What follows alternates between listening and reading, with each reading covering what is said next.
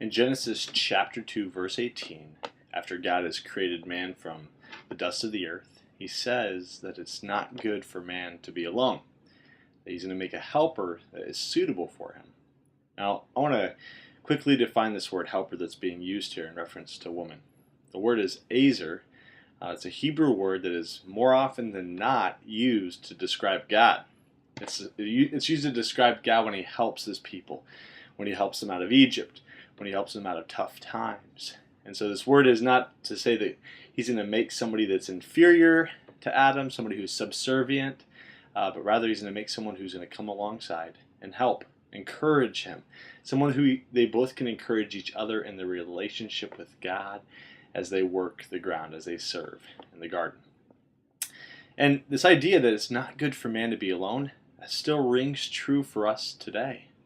When we don't have good, healthy relationships with other Christians, with other people in the body of Christ, our perception of others, our perception of ourselves, and our perception of God, these perceptions become malformed, malnourished.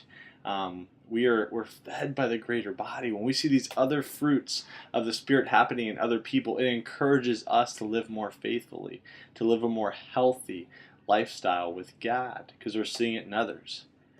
I was on a mission trip a few years ago to Minneapolis. It was a youth mission trip, and we were working in a soup kitchen.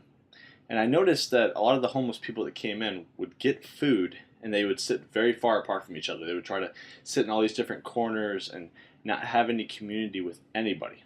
Whether they were workers there or other people who were homeless, they wanted to be in their own little world. Even though they were surrounded by people, no one was talking with each other. And I just thought to myself, how are they supposed to come to know God if they don't know others?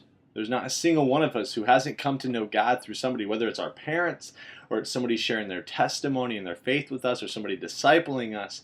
There's no way we could come to know God without God using other people. That's what God does. That's why he brought us the church, the greater body. He created a people so that we could encourage each other, so that we could minister to each other and bring him glory.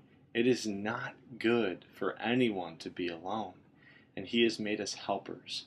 He has made us people in the church to help be suitable for us to grow in him and to have a more holy, better perspective of others, of ourselves, and of God.